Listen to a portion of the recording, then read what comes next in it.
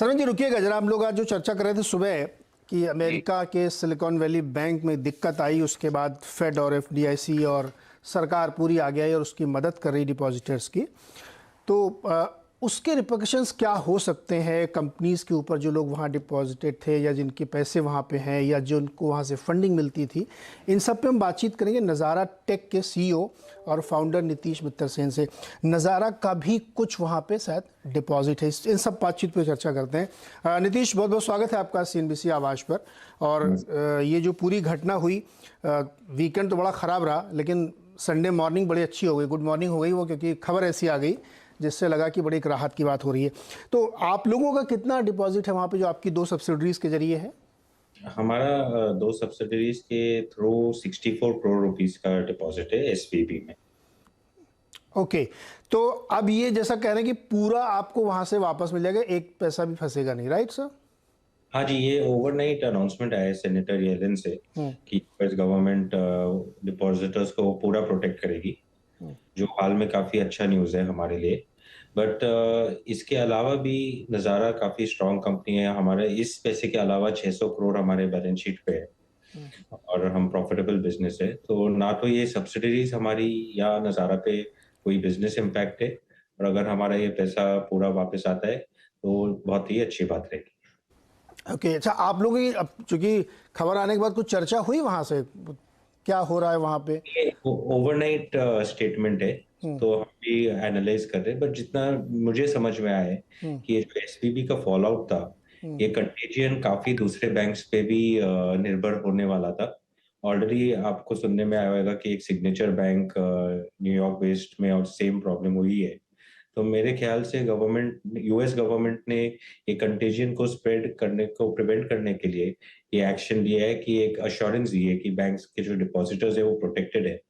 And उससे क्या SVB के डिपॉजिटर्स भी पूरी तरह अगर प्रोटेक्ट होंगे तो सभी कंज्यूमर्स को, सभी कस्टमर्स को एक कॉन्फिडेंस आएगी। इस कारण से ये एक्शन लिया गया है। डेवलपिंग स्टोरी है, काफी हमें भी समझ में आ रहा है, हम लोग फॉलो कर रहे हैं। तो 1 या 2 दिन में और पूरी क्लैरिटी मिलनी चाहिए कि नज़ारा को अपने 64 करोड़ रुपीस कभी वापस मिलने चालू होंगे। वो आई थिंक 1-2 दिन में हमें और क्लैरिटी इसमें मिल जाएगी। ओके, 3 बैंक एक्चुअली नीतीश, ये सिग्नेचर है और सिल्वर गेट है और ये सिलिकॉन वैली, और तीनों के बारे में सरकारी कह रही कि जो डिपॉजिटर्स हैं उनको प्रोटेक्ट किया जाएगा। बावजूद इसके कि ये जो SVB बैंक है इसने बहुत कम इंश्योरेंस प्रोटेक्शन ले रखा था। आपका जो SVB बैंक के साथ लेन देन है वो सिर्फ डिपॉजिट का था कि आपने वहाँ से कुछ कर्जा भी ले रखा था? किस तरह के और आपके ट्रांजेक्शन उससे होते थे? नहीं, हमारा कुछ कर्जा नहीं है उनके साथ। मेनली तो हमारी जो 2 कंपनीज सब्सिडरीज है ये यूएस में काम करती है, और यूएस की जो बिजनेसेस है उनको मैनेज करने के लिए अकाउंट यूज हो रहा था। तो वर्किंग कैपिटल के लिए यूज होता है, वेंडर पेमेंट्स के लिए यूज होता है, और रेवेन्यूज के लिए यूज होता है। बट ये जो पैसा हमारा 64 करोड़ से लार्जली फ्री कैश फ्लो से रिजर्व्स का पैसा पड़ा हुआ था, वो ज्यादा यूज नहीं हो रहा था। इस कारण हमारा वर्किंग कैपिटल, ये कंपनीज का बिजनेस ऑपरेशंस कुछ इम्पैक्टेड नहीं है। एंड दोनों ही ये जो हमारी सब्सिडरीज है काफी प्रॉफिटेबल है, कैश फ्लो जनरेट करती है, तो इस पैसे के ऊपर निर्भर नहीं है इनका काम। ओके, नीतीश, एक चीज़ सुनने में आई थी कि बहुत सारे जो फंड देने वाली कंपनीज हैं, फंडर हैं, वाई कॉम्बिनेटर जैसे बहुत सारे लोग, वो इस बात के लिए इंसिस्ट करते थे कि SVB बैंक में ये लोग खाता खुलाइए। ऐसा क्यों करते थे? SVB बैंक कुछ 40 साल से ये टेक इंडस्ट्री के साथ काफी काम करता है, और काफी पार्टनरशिप्स है उनकी यूएस के जो VC कंपनीज है हाँ। के साथ काफी पार्टनरशिप्स है, और वो टेक कंपनीज को काफी इजी ऑनबोर्डिंग, ऑन रैंपिंग करता है, स्पेसिफिक सर्विसेज ऑफर करता है। इस कारण मुझे लगता है कि काफी समय से वो एक ऐसे बैंक हो गए, गो टू बैंक हो गए पूरे यूएस टेक इंडस्ट्री के लिए। एंड बिकॉज इंडियन स्टार्टअप भी काफी यूएस फंड्स के साथ काम करते हैं, तो जो इंडियन स्टार्टअप्स को यूएस में बैंक अकाउंट खोलने की जरूरत रहती है, तो वो ज्यादातर SVB के पास ही जाते हैं। अच्छा नीतीश, एक बड़ा ऐसे ही हल्का सा सवाल मन में आ रहा है कि जब ये खबर आप लोगों को मिली तो आपको बड़ा झटका लगा होगा कि अरे यार, इसके बारे में तो हमने सोचा नहीं। तो AAA रेटेड और बेस्ट बैंक और टॉप 16 में शामिल बैंक, और ये कैसे हो गया? तो कुछ आपको आश्चर्य हुआ था कि ऐसा अंदाजा था कि ये तो वैसा ही बैंक है? नहीं, जो SVB है उसका रेपुटेशन काफी स्ट्रांग है। और हाल में ही फोर्ब्स ने उनको एक यूएस का टॉप बैंक लिस्ट करा था। और हम ज्यादातर नज़ारा में हमारा रिस्क मैनेजमेंट काफी केयरफुल रहता है, तो हम काफी सरप्राइज थे कि एसवीबी में ऐसा सिचुएशन क्रिएट हुआ।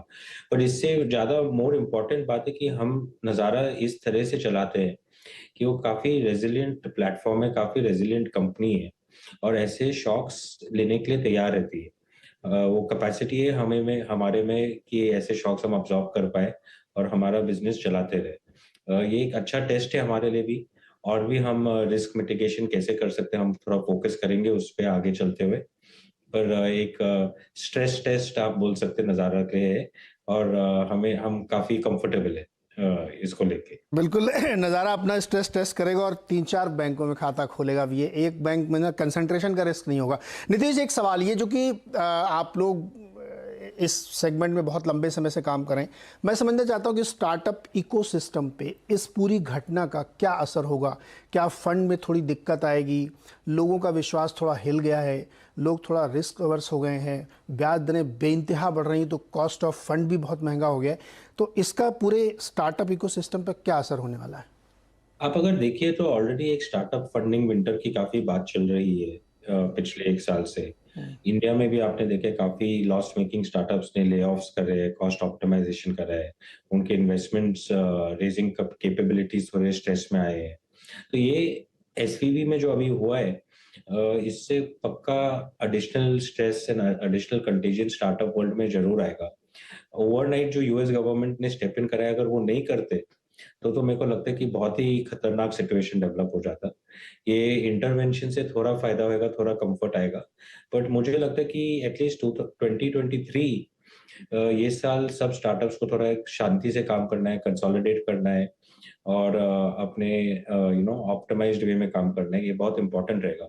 जो स्टार्टअप्स 23 को देख सकते हैं, उसको क्रॉस कर सकते हैं, होपफुली 24 से माहौल थोड़ा इम्प्रूव होना चालू करेगा।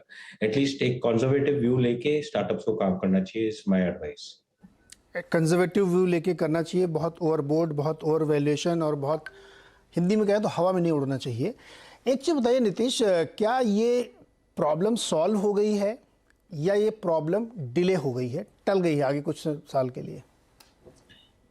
अभी मैक्रो इकोनॉमिक्स ऑफ बैंक्स का इतना नॉलेज भी नहीं है मुझे कमेंट करने के लिए, पर मुझे लगता है कि जो टेक वर्ल्ड में ओवर वैल्यूएशंस चल रहे थे, जो टेक वर्ल्ड में losses at any point at any scale चल रहे थे, उन फ्री मनी जो चल रहा था, फ्री मनी तो अभी आएगा नहीं, और काफी टाइम तक इंटरेस्ट रेट्स एलिवेटेड रहेंगे। तो मुझे लगता है कि स्टार्टअप्स को अपनी प्रॉफिटेबिलिटी पे फोकस करना, कैश फ्लो पे फोकस करना बहुत ही इंपॉर्टेंट है। इंडिया में स्टार्टअप की अपॉर्चुनिटी बहुत ही लार्ज है, और मैं काफी बार बोल चुका हूँ कि अगले आते हुए डेकेड में इंडियन स्टार्टअप्स वर्ल्ड के one of the best performing asset classes बन सकते हैं। पर इसके लिए थोड़ा अपने स्टार्टअप्स को अपने कैश फ्लोज पे, अपने कोर बिजनेस पे फोकस करना बहुत इंपॉर्टेंट है, हालांकि खाली वैल्यूएशन ड्राइव करना। और मुझे काफी एक्सपेक्टेशन है कि ये अभी इस इन्वायरमेंट में काफी फाउंडर्स ऐसे करेंगे। करेक्ट नीतीश, बहुत अच्छी बात आपने कही कि केवल वैल्यूएशन पे फोकस ना करें। ये एक बहुत ही मतलब क्या कहूँ मैं इसको, एक ऐसा फैशन चल गया था अभी कुछ साल, 1.5-2 सालों से, कि सारे स्टार्टअप के प्रमोटर दिन भर खाली अपने वैल्यूएशंस की बात करते थे, प्रॉफिट कैसे बनेगा, उसके अलग अलग पैरामीटर्स निकाल लिए गए थे जो कि हम लोगों ने कभी पढ़े नहीं थे। तो अब वापस हम लोग उसी जगह पे जाएंगे जहाँ कैसे प्रॉफिट इंपॉर्टेंट होगा, ना कि वैल्यूएशंस केवल। नीतीश जी जी प्लीज़ बोलें। आप अगर देखिए तो नज़ारा का एक 23 इयर्स का हिस्ट्री है, राइट। और काफी ऐसे साइकिल्स के थ्रू आए। 2000 में जो डॉट कॉम क्रैश हुआ था, 2008 में जो फाइनेंशियल क्राइसिस हुई थी, तो हमने काफी बार देखा है कि ये साइकिल्स कैसे आ सकती है और कैसे जा सकती है, और हमने हमारी कंपनी नज़ारा को ऐसे ही बिल्ड करा है कि ये सब के लिए रेजिलिएंट रहे।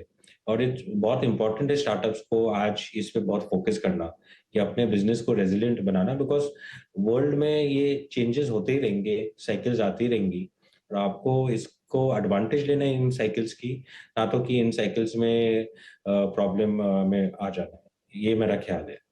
बिल्कुल सही ख्याल है आपका नीतीश, इसीलिए मैं कह रहा हूँ कि अब जो है बहुत सारे लोगों को ये रिथिंक करना पड़ेगा। और जैसे नज़ारा ने बात रखी नीतीश ने कि प्रॉफिटेबिलिटी, रियलिस्टिक होना, रेजिलिएंट बिजनेस ठीक करना, सबसे ज़रूरी। बहुत बहुत शुक्रिया सर हमारे साथ जुड़ने के लिए।